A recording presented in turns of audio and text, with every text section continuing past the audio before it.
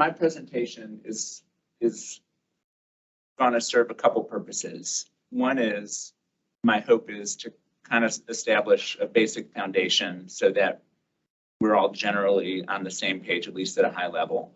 For some folks here in this room, I know what I'm going to say, you already know cold. For others, some of this may be new.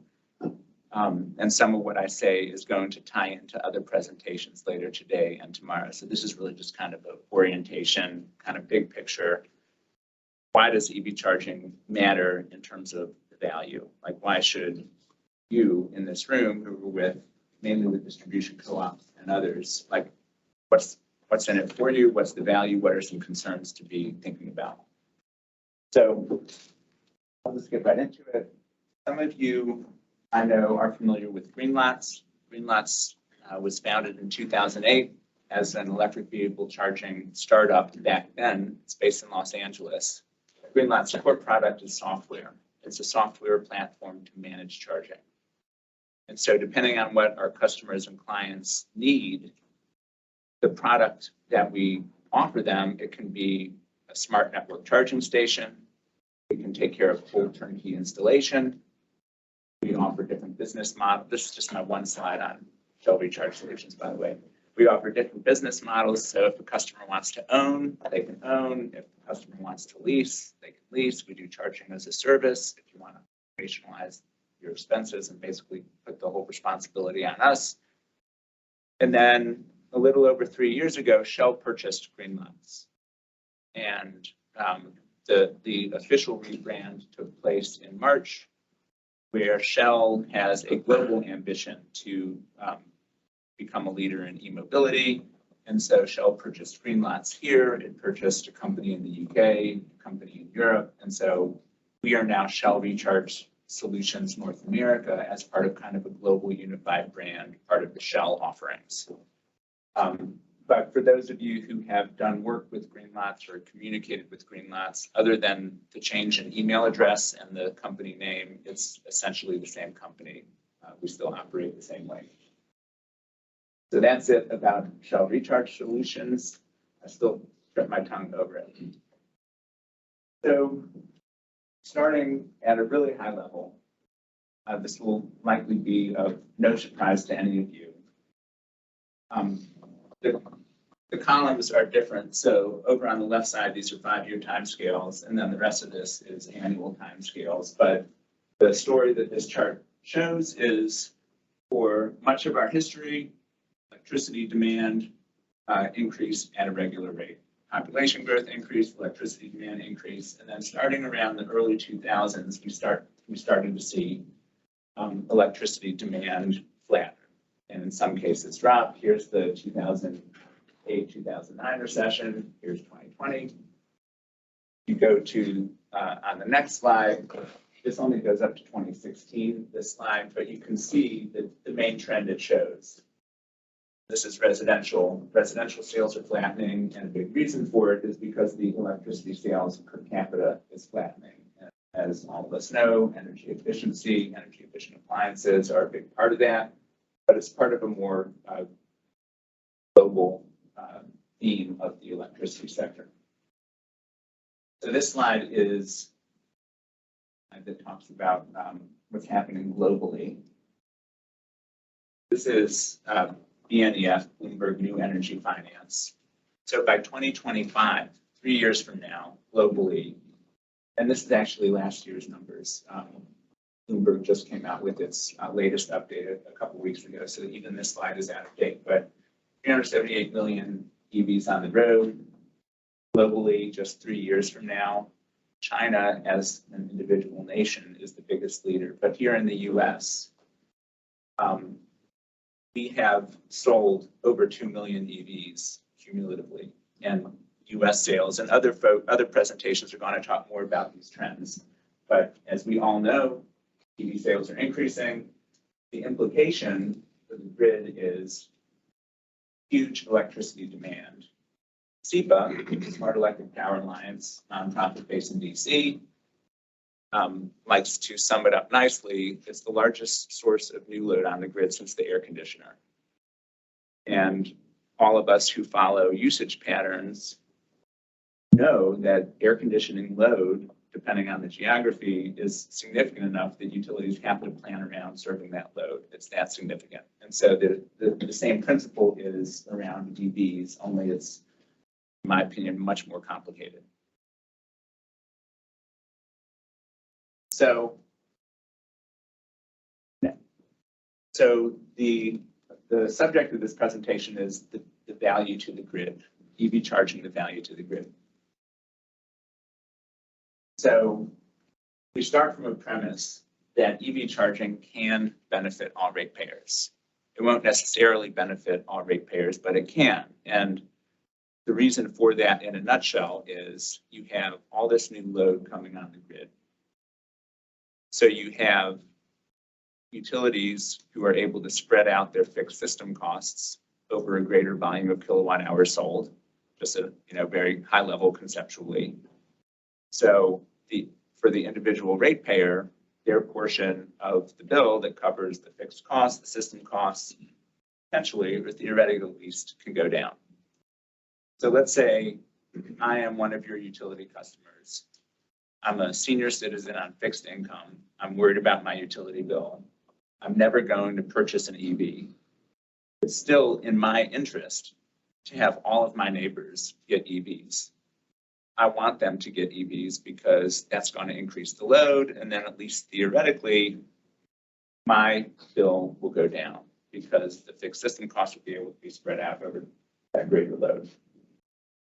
The key is, like the linchpin for all of this, is managing the charging. We're going to hear later this morning, Stephanie's going to do a whole session on utility rate structure, so I'm not going to go into that other than to mention that utility rate structures and tariffs are like the first important step for managing charging. And so I could do a whole session on that. I'm not going to, but managing charging is key. Utility rates are a big part of that. But software is another big part of it. And so what does software enable?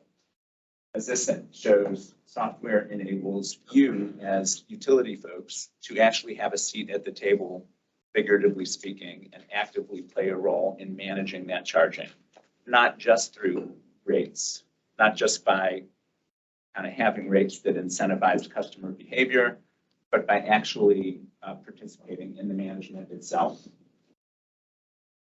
The overall goal of managing charging is to shift when and where EV load occurs. So you want to shift it away from peak periods during cheaper periods, and then when you're looking at particularly the distribution system, you want to reduce locational impacts of the charging. And then particularly in states like North Carolina and others that have established these goals and laws requiring greater cleaner electricity and offshore wind farms and more solar, there's a real opportunity if we can manage load so that the charging occurs when those intermittent resources are bringing power to the grid. There's a lot of synergies there. So this one slide is really the crux of what I'm trying to convey during this first 30-minute presentation. I would add one more thing, which is this is about the value to the grid by managing charging. The flip side is if you don't manage charging, a lot of the value proposition in terms of costs to utilities and ratepayers may go away, and you actually may incur costs that could otherwise be avoidable. And there are a number of studies and reports that show this. I'm familiar with one in Indiana. They have a 21st Century Energy Task Force, and it's very clear that if we have all this EV load coming onto the grid and it's not managed at all, it's going to incur significant new costs that utilities will bear and ratepayers ultimately will bear. So it's a double-edged sword. The good news is you manage it, and we do know from experience, particularly in utility service territories that have high EV penetration, that the savings that the utilities gain from managed charging offsets the costs they pay. We see this with large IOUs. We see this with some of the leading co-ops that have done that. This slide is one example of it's a localized example for managing charging. And tomorrow, Chris Davis is going to talk more about fleet charging and get much more into detail about fleet charging program. So this slide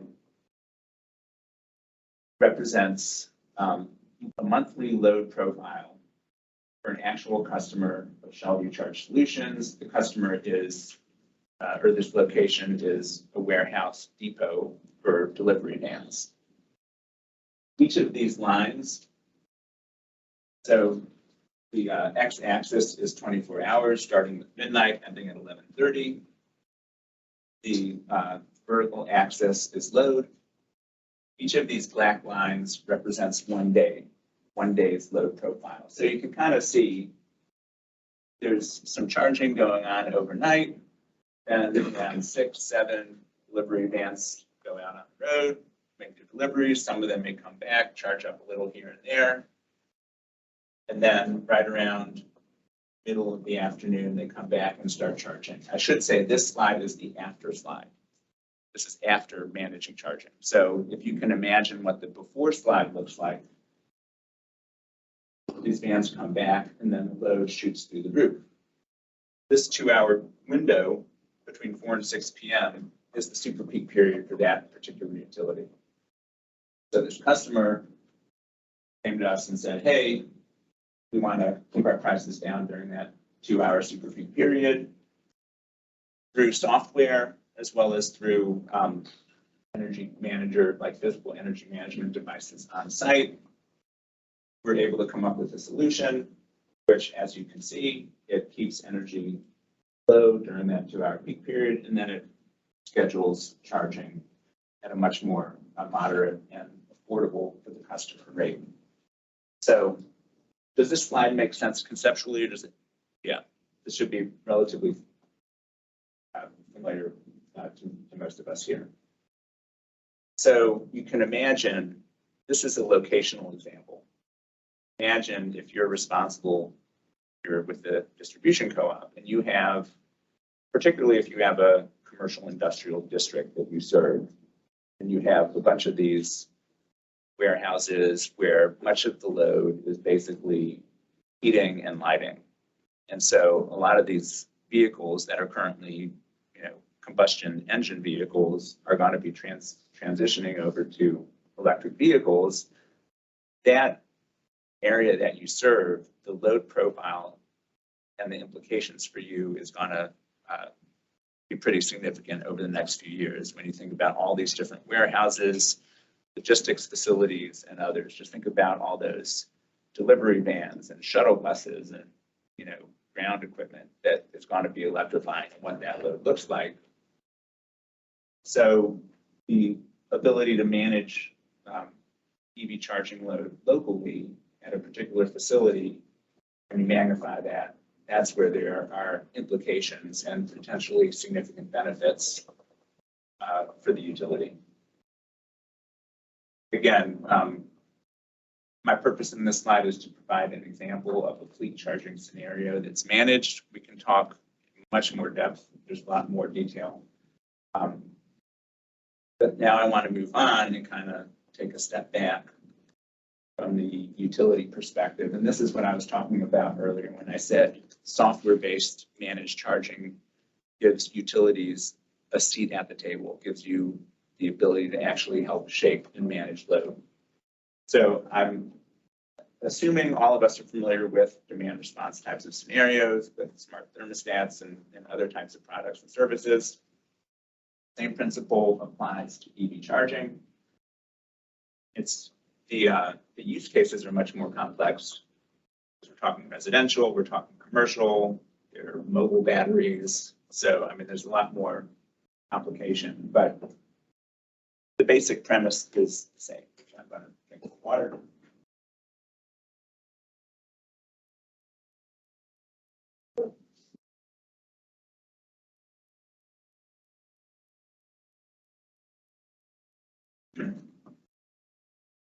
So the premise is, excuse me, I got something in my throat, but if you incentivize customer behavior through demand response, the EV, the smart charging ecosystem is smart enough that your customers, whether they are a residential meter, whether it's a commercial or industrial meter, whether it's a fleet manager, or even if it's the end user, not necessarily the customer, but the end user who may have an app on their smartphone or an RFID card. Ultimately, they want to save money. They want to make sure that their vehicles are charged and able to get them where they need to go, when they need to go, but they don't necessarily need to get a full rate of charge as soon as they come home from work or as soon as they come back from their delivery route. And that's where demand response comes in. So yes, you can program vehicles in advance so that they charge during certain times of day, particularly to take advantage of time of use rates. But demand response is even more than that, where as a utility, you can schedule demand response events. You can give customers 24-hour advance notice that we're going to have a period. We want you to change your normal behavior. We'll incentivize you. We'll give you some of the savings. And if your charging infrastructure supports those communications, you can have the charging stations integrated on the back end with the utility, which is also integrated with the driver-facing apps. And that's what a number of leading EV charging solutions providers are able to provide. And that's where, even beyond rates, on a more on a nuanced, granular basis, you as the utility have the ability at least to help shape that load in a more specific way. Questions or discussion about this slide? Is this software agnostic to any charger? Work with any charger, or does it have a specific charger? That's a great question. And the answer is it depends. Is the software agnostic to any charger? Could folks here in the back, or should I repeat the question? So some chargers are dumb chargers, right, without any embedded software. But smart chargers that are software enabled, some of those chargers operate on a closed software ecosystem where the software is proprietary. And so there are companies that have robust ADR capabilities, but they only work within that closed ecosystem of the software and hardware. Other companies, I think like all of the industry presenters you're going to hear over these next 2 days, including Shell Recharge Solutions, are open standards based. And so the last session I'm going to do tomorrow is about open standards and interoperability. But that's a key point, because if you're a utility or if you're a utility customer, you need to be thinking about that upfront at the time of purchase or at the time that you develop these programs, to make sure that they're not only engineered to work together, but that they're actually tested and validated and can actually work well together in the field to do these types of demand response events. Thanks. Yeah. Previous slide,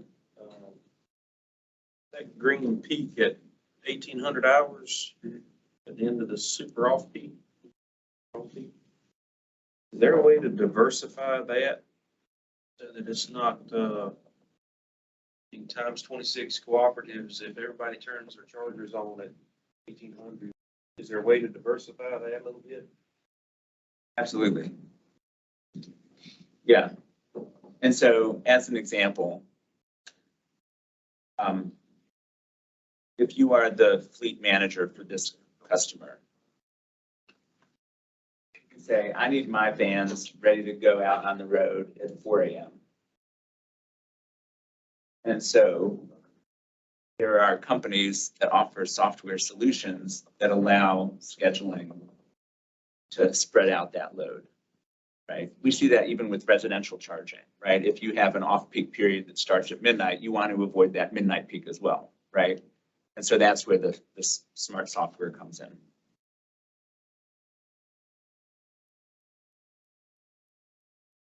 Are you throttling or are you disconnecting during these periods?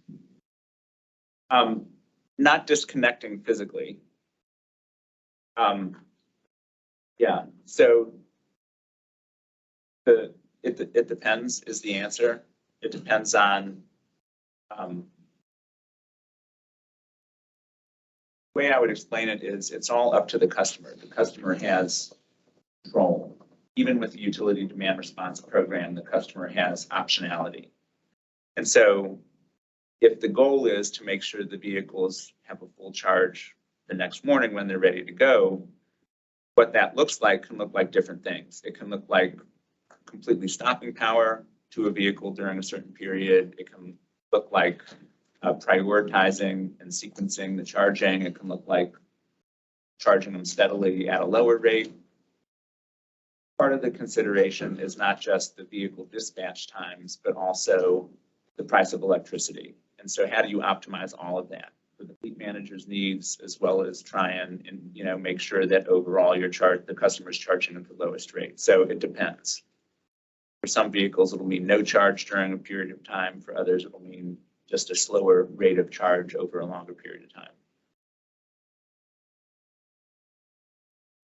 We have to plan for the infrastructure for all of them to charge at the same peak, right? Because you said it's the customer choice. So, we have to change our transformer sizes, or we have to have less houses on there as we start to have these clusters.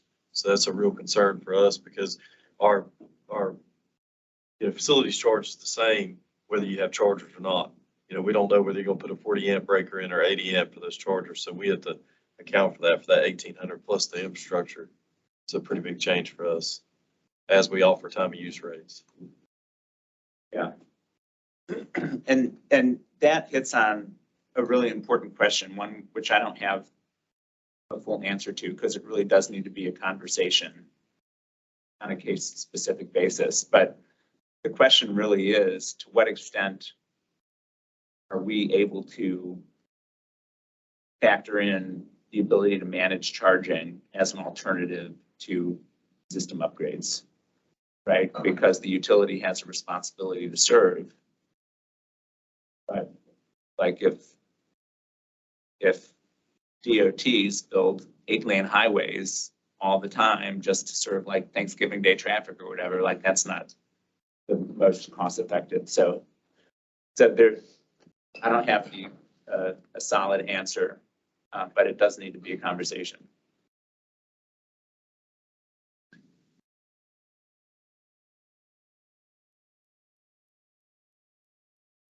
Any other questions? Yes. Have you seen anywhere where the vehicles are used as battery storage and it's a two-way back into the grid? Just thinking about if you've got a vehicle that's mostly charged or all the way charged during that peak time, have you guys tried any management energy back the other way, or is that out in the future? So absolutely. V to X. So V to G is V to grid, but there's a lot of use cases that are more like V to B, V to building. And it depends on different things. A lot of folks know school buses are like the vehicle segment that there's the most focus on because they're naturally a good fit. They're on the road in the morning, and the afternoon. They're very large batteries, and then they basically sit idle half the day, which for a lot of folks is a peak period. So there's a lot of pilots, and in some cases they're transitioning beyond pilots, looking at some sort of vehicle to grid bidirectional charging with school buses. There's also some initiatives around the country that have looked at residential vehicles in the aggregate. It's challenging, and one of the challenges is not just the interconnection regulatory aspect of selling power back to the grid, but the economics have to make sense too. Like you're going to go to the effort of doing this, like, are you going to make a few pennies or, what's the value proposition? My perspective, the company I work for, our perspective is B equal to X is, there's a lot of focus on it for obvious reasons, because, conceptually, there's huge amounts of battery storage on the road that, could be discharging power back to the grid. But from our perspective, there's so much untapped value just in terms of BGI, like basic vehicle grid integration, that is not being met. And so, like, that's really our main focus. But yeah, there is a lot of attention also on vehicle to X.